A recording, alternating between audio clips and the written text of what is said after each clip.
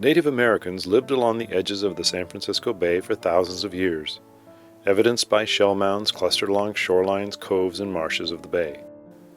This map shows shell mounds, which doubled as refuse heaps and burial grounds, dotted along the southwestern and northeastern shores of the Tiburon Peninsula.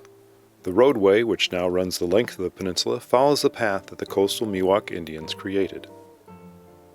With the arrival of the Spanish and then the Mexicans, these shoreline paths were used as they traversed the peninsula on foot and horseback. When John Thomas Reed was granted the Rancho Corte de Madera del Presidio in 1834, there was little activity on the peninsula.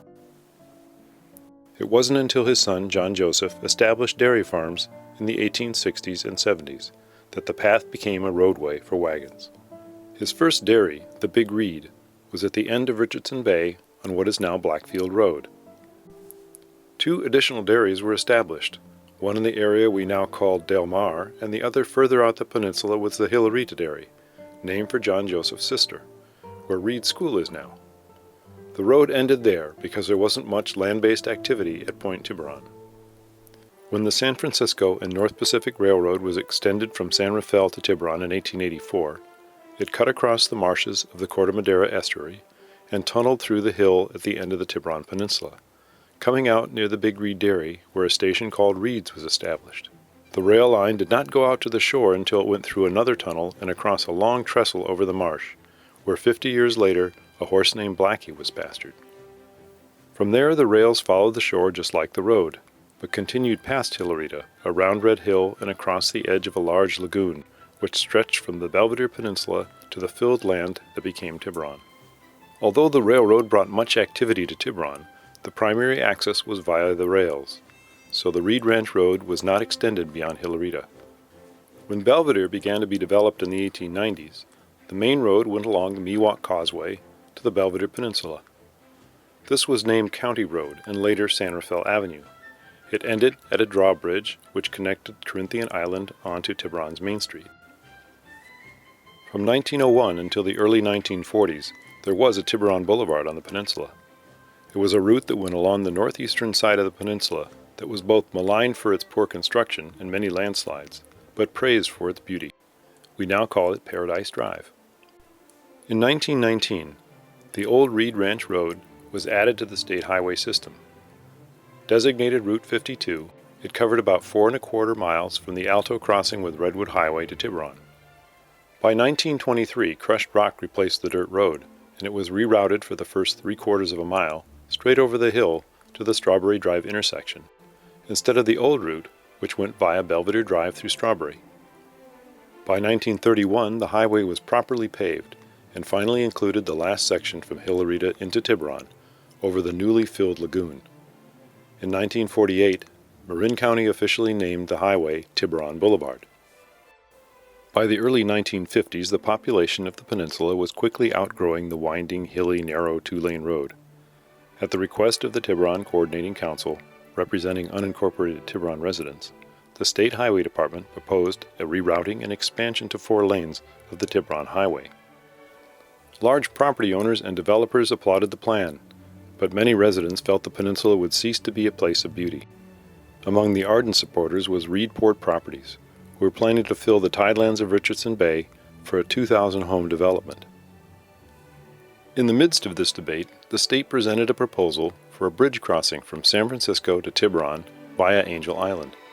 This outrageous yet very serious 1957 plan included a highway right down the middle of the Tiburon Peninsula to join Highway 101 at Larkspur. Although the plan was eventually abandoned, it sparked more opposition to expanding the existing Tiburon Highway. But the state insisted on starting the upgrade in June 1962, and by November 1963, a 4-lane divided highway from 101 to just past the Bel Air Shopping Center, now the Cove, was complete. In 1961, the state changed the name to Highway 131, but the highway was more commonly known as Tiburon Boulevard. In the summer of 1964, on the 5th attempt, the city of Tiburon finally incorporated. The drive for more development, including the expansion of the highway, had pushed more of the residents to take control over the future of the peninsula.